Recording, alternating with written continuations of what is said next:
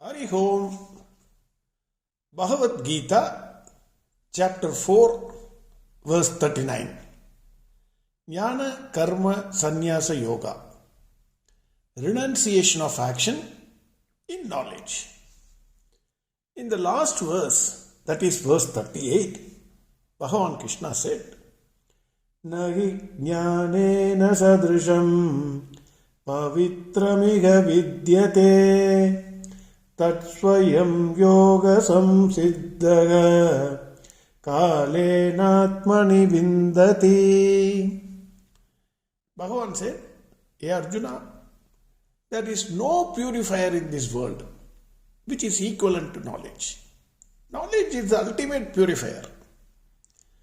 It takes time. Anything takes time. Knowledge also, to gain that knowledge, it always takes time. Kalena. Then how much time? Depends on oneself. This knowledge can be obtained by Swayam Yoga Samsiddhaha, meaning by practice of Karma Yoga by oneself. Each one has to practice and attain this knowledge. Then Bhagavan in verse 39 he is saying, Shraddhavan labate jnanam Tatparas samyadendriyaham jnanam latva param shantim achirenadi. This is a very interesting verse. Shraddhavan labate jnanam.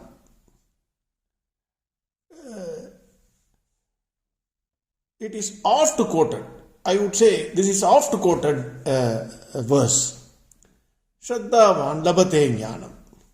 Bhagavan Krishna in this verse prescribes three more adjustments that are necessary to obtain the knowledge. We have seen what are the steps that are involved in the knowledge, like practicing the disciplines, then surrendering to the feet of Guru, then respecting the Guru, getting the knowledge, self-study, etc. we have seen. Now Bhagavan is prescribing three more adjustments which are necessary to get this knowledge. It is not a simple knowledge like reading a book casually and throwing it away. It is self-realization. It requires a lot of effort, adjustments. The three adjustments which Bhagavan is saying is, one is Shraddha, second is commitment or devotion, Tatparaha. Then third is Samyadendriyaha, control of senses. These three are very important adjustments according to Bhagavan Krishna. Shraddha, it looks like a simple word, but it has a profound meaning. Shraddha means faith. Literally, if it is translated, faith is not a blind faith. This faith is you have understood, you have read you are reading the scriptures, and you have faith in the Guru. Because that faith, that kind of after analyzing, after inquiring, this faith is coming. So, faith in the Vedas and the scriptures, that is one. They show the path of knowledge. Second is faith in the Guru who teaches you that knowledge. That is also extremely important. One more thing, if I can say, faith in yourself also, that I will get this knowledge. Whatever happens to me, I will get this knowledge. These three are very important. Shraddha means three things we said. One is faith in the scriptures, faith in the Guru, and faith in yourself. All the three must be there to attain this knowledge. For example, when a small child is there playing with the father sometimes throw the baby in the air. He will just throw the baby. The baby will laugh. It will not cry. Why?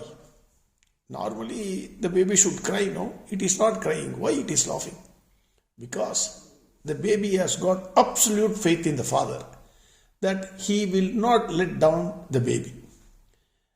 the faith there is 100% and not 99%.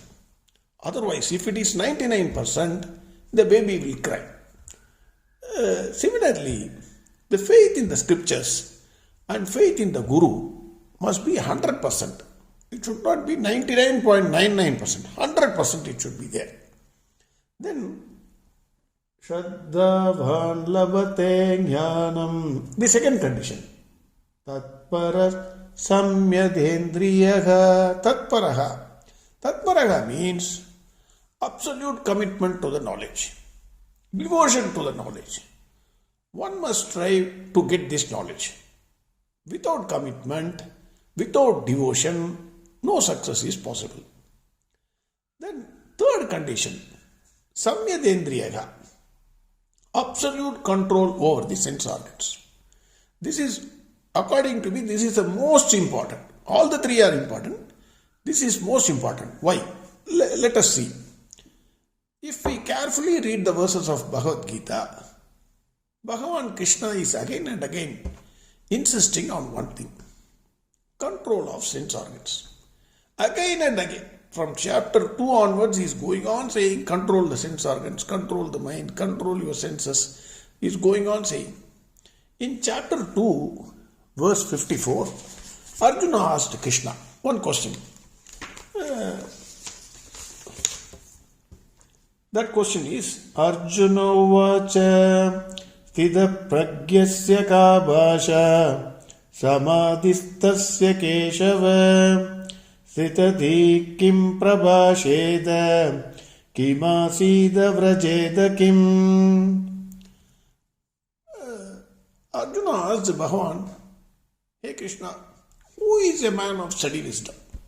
How he will sit, how he will walk, how he will speak? This is the question he asked. Bhagavan Krishna said, a man who is satisfied in the self is a man of steady wisdom. Bhagavan says, Prajahadi yada kaman sarvan partha manogadam atman yevatmana tushtaha tida pragyastadochyate. A man who is satisfied in himself is the man of steady wisdom. Then, after that, Bhagavan said, in verse 58, he said, be like a tortoise. He said, Yada samharade chayam kurmonganiva sarvashaha indriyani indriyartebhyaha tasya prajna pratishtita. Like a tortoise, which on ascertaining some danger, it immediately withdraws all its limbs.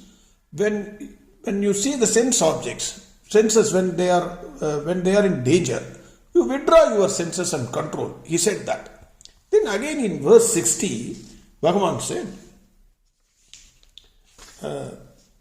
Yatato hyapi kaundeya purushasya vipaschitaha indriyani pramadini aranti prasabam managa. Hey Arjuna, the senses, the indriyas, they are more powerful.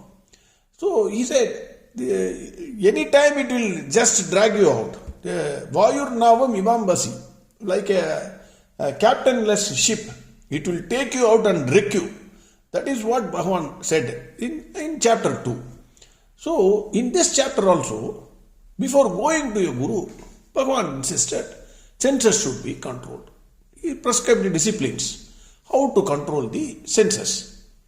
Bhagavan is giving more importance to sense control than to any other method or any other like faith or something. He is going on insisting, control the sense organ, control the sense organ, control the sense organ. He is going on saying. Why he is saying that? Let us take one example. Let us see one example. You would have seen in some festivals, maybe even in Krishna Janmashtami or some festivals, in many villages, there is a sports. The people used to climb a pole. The pole will be 30 feet or 20 feet height. The wood will be smoothly polished. The person has to climb the wood. The gold and money, etc., will be on top of the wood. After polishing the wood, what they will do is they will apply castor oil on the wood. So what happens if you touch, then you can't climb it. Then on the festival day, the persons who wants to climb and take that prize money, they will all come. They will apply oil on their body also. So what will happen is the wood is polished wood. It is then it is rubbed with castor oil. The body of that person and with his hands also they will apply the oil. This person has to climb the wood and 20 feet height, 30 feet height, the prize money is there. He has to take that prize money. It is a greatest challenge. Once you start climbing, then crying, you will come down. Again 2-3 steps you will go, you will come down. Some people will rub their hands with sand and climb a few steps. Again they will come down.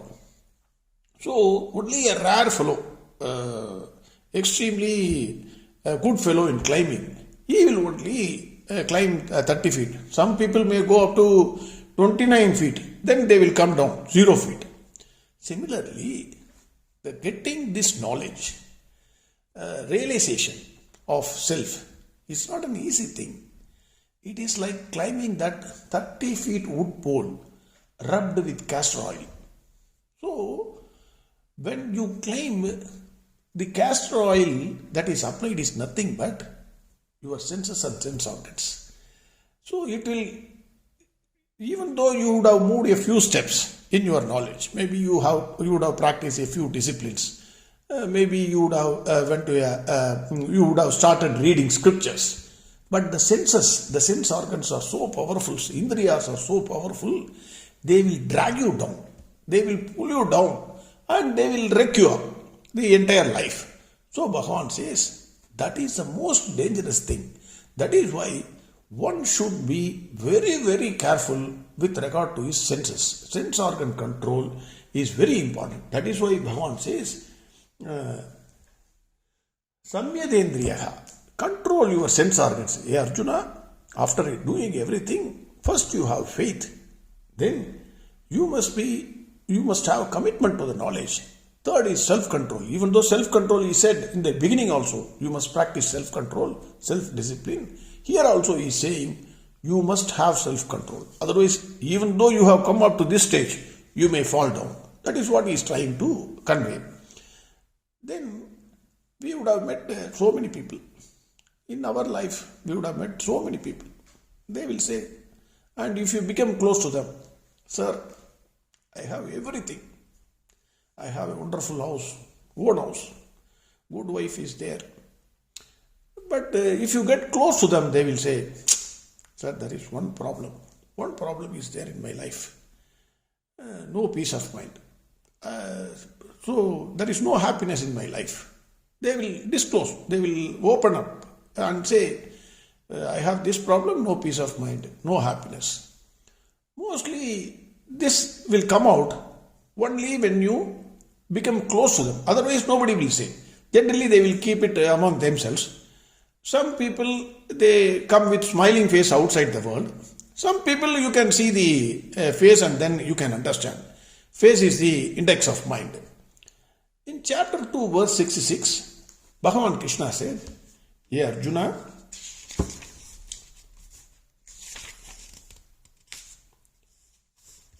Nasti buddhira yuktasya nacha yuktasya bhavana nacha bhavayadashantihi ashantasya kutasukam.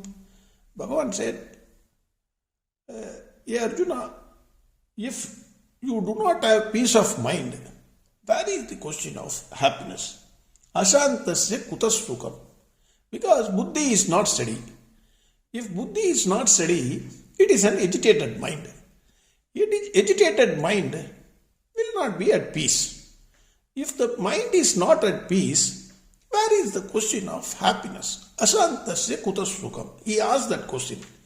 Bhagavan now answers that question here by saying, Jnanam latva param shantim achirenadhigacchati. When you will get happiness, absolute happiness, param shantim, when will you get? Bhagavan says, you will get only if you get this knowledge. Otherwise, there is no happiness. What happens is, we are all trying to get happiness from going out in this world, seeking something, some small things in this world. Let us see one more example. You would have seen ants in your house, or everywhere the ants will be going, picking up a small crystal of sugar, and then it will go back to its residence. The ants living in a sugar godown, sugar warehouse, tons of sugars are there. If tons of sugars are there, the ants still, you will find one ant going towards the one bag, sugar bag, picking up one crystal, and then thousands of ants, they will be very busy moving here and there, carrying that one crystal of sugar to their residence. If you really look into that, it will be very, very busy. The ants will be extremely busy. That too in order, in a perfect order they will be doing it. But what they are doing? They are sitting in the sugar warehouse. Tons and tons of sugars are there. Sugar bags are there. It's full of sugar.